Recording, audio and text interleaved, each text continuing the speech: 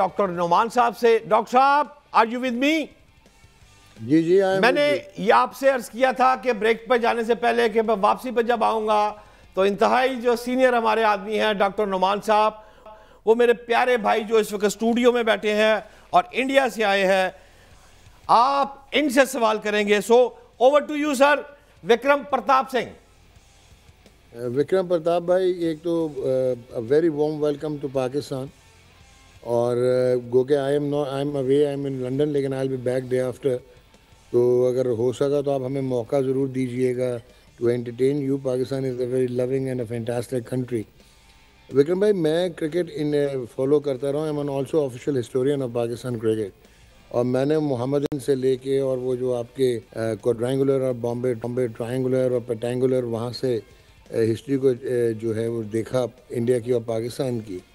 What do you think कि 1983 का world cup था कपिल देव का, वो जीतना, यहाँ पे 1990s में आके आप लोगों ने अपनी कमर्शियल मार्केट को टैप किया और आपके क्रिकेट का फेस जो है वो टोटली चेंज हो गया।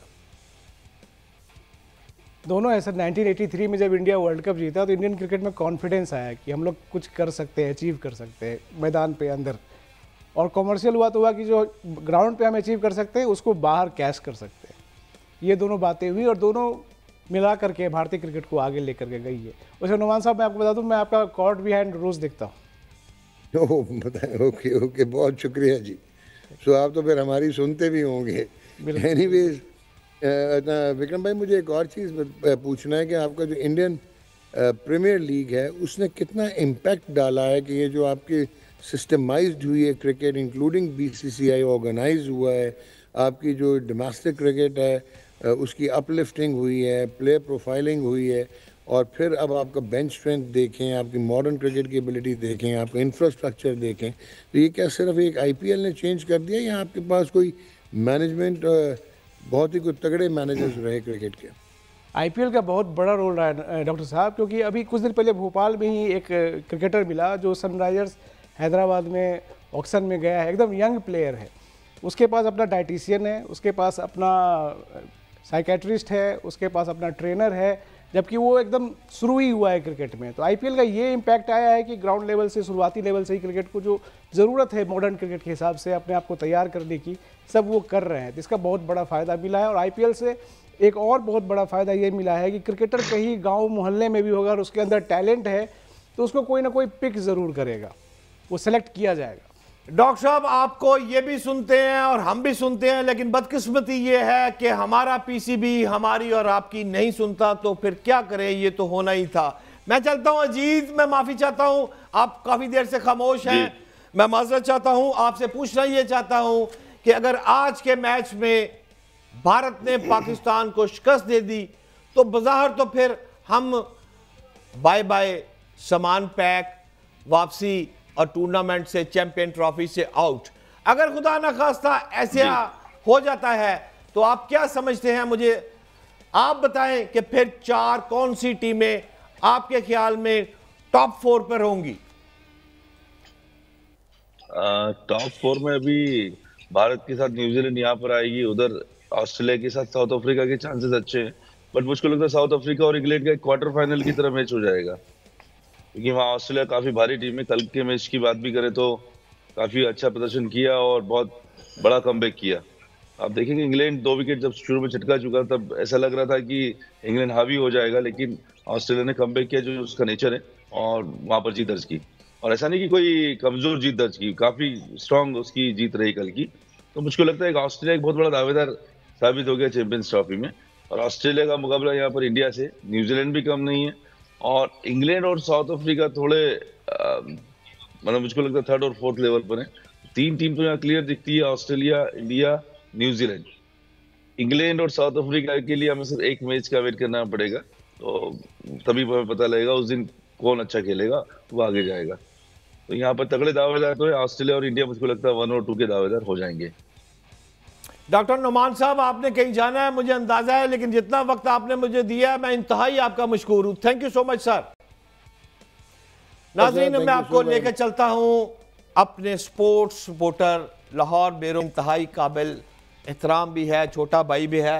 यार मुझे ये समझाओ कि आज फिर 10 रन पर आउट हो गए आपके रिश्तेदार इमामुल हक, और इमामुल हक के चचा भी हमेशा रन आउट ही हुआ करते थे। आज सुनील गावस्कर साहब और रवि शास्त्री और वसीम अकरम साहब भी बैठे लाफ्टर पे लाफ्टर दे रहे थे कि जनाब लो जी फिर 10 रन थे आउट हो गया, और वो ये भी कह रहे थे कि अपने चचा के नक्शे कदम पर चल रहे हैं। यार मैं आपसे पूछना चाहता हूं कि एक तो ये कहानी क्या है, दूसरा मैं आपसे ये पूछना चाहता हूं मेरे काबिल एहतराम कि ये जो ओपनिंग की जोड़ी आई थी, मुझे भी थोड़ा सा अंदाजा था, आपको भी अंदाजा था कि इनको ओपनिंग करवाना तो है ही ऑलरेडी जुआ, और इन्होंने नहीं चलना सो नहीं चले। लेकिन आप ग्राउंड में होते हैं, आप मुझे गाइड करें। देखें भट्ट साहब, पहले ये जो बात आपने की ना कि रवि शास्त्री, सुनील गावस्कर, वसीम अकरम, ऑब्वियसली वो उन्होंने ऑन अ लाइटर नोट की होगी, लेकिन उनको ये भी पता होना चाहिए इंजी भाई गुस्सा भी कर जाते हैं आगे से और बल्ला भी उठा लेते हैं। तो इधर अब इमामुल हक हैं, लेकिन इस तरह का नहीं करेंगे। ऑब्वियसली एक लाइटर मोड में बात है, इंजमाम का ट्रैक रिकॉर्ड ये रहा वो इमामुल हक का रिश्तेदारी का। एनीवेज इमामुल हक की सारा, मगर मैं आपको बात बताऊँ तो डोमेस्टिक में वो बड़ा अच्छा परफॉर्म करते हुए हैं, और इस इंक्लूजन से पहले जो स्पोर्ट्स सर्कल है उसमें इमामुल हक का नाम सबसे फेवरेट था। जैसे ही फ़खर जमान आउट हुए तो सबसे पहला नाम जो अंडर डिस्कशन आया पाकिस्तान क्रिकेट बोर्ड में या जो सिलेक्शन कमेटी है, वो एक ही नाम था, वो था इमामुल हक। और Imamul Haq on the card थे, ऑन द रिटन वॉल थे कि इन्होंने ही टीम में आना है, क्योंकि इन्होंने डोमेस्टिक में अच्छा परफॉर्म किया, फिर इंटरनेशनल में अच्छा परफॉर्म किया।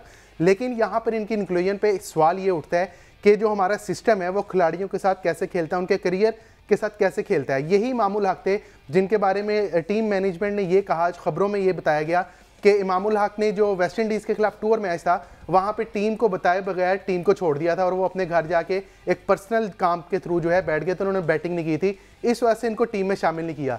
लेकिन ये कैसा सिस्टम है, ये कैसा असूल है, ये क्या तरीका है कि एक प्लेयर इंजर्ड हो जाता है तो फिर उसी प्लेयर को वापस लेके आया जाता है जिस पे आपने इल्ज़ाम लगाया कि इस प्लेयर ने डिसिप्लिन की खिलाफ वर्जी की है। इसका मतलब आपने 2 दिनों के बाद उस डिसिप्लिन की खिलाफ वर्जी को या तो आप खुद झूठे हैं या फिर प्लेयर झूठा है, 2 में से एक काम तो हो सकते हैं। दूसरा, ये जो ओपनिंग है इसके अलावा सर हमारे पास कोई ऑप्शन नहीं है, जिस तरह भी डॉक्टर नुमान ने कहा कि हमारे पास बैकअप कोई नहीं है। विक्रम प्रताप भाई, एक तो very warm welcome to Pakistan, और गो के I am away, I am in London, लेकिन I will be back day after. तो अगर हो सका तो आप हमें मौका ज़रूर दीजिएगा to entertain you. Pakistan is a very loving and a fantastic country. Vikram भाई, मैं क्रिकेट फॉलो करता रहा हूँ, I am also official historian of Pakistan cricket, और मैंने मोहम्मदन से लेके और वो जो आपके क्वाड्रेंगुलर और बॉम्बे ट्रायंगुलर और पेटेंगुलर वहाँ से हिस्ट्री को जो है वो देखा इंडिया की और पाकिस्तान की। व्हाट डू यू थिंक कि 1983 का वर्ल्ड कप था कपिल देव का, वो जीतना, यहाँ पे 1990s में आके आप लोगों ने अपने कमर्शियल मार्केट को टैप किया और आपके क्रिकेट का फेस जो है वो टोटली चेंज हो गया। दोनों है सर। 1983 में जब इंडिया वर्ल्ड कप जीता तो इंडियन क्रिकेट में कॉन्फिडेंस आया कि हम लोग कुछ कर सकते हैं, अचीव कर सकते हैं मैदान पे अंदर, और कमर्शियल हुआ तो हुआ कि जो ग्राउंड पे हम अचीव कर सकते हैं उसको बाहर कैश कर सकते हैं। ये दोनों बातें हुई और दोनों मिला करके भारतीय क्रिकेट को आगे लेकर के गई है।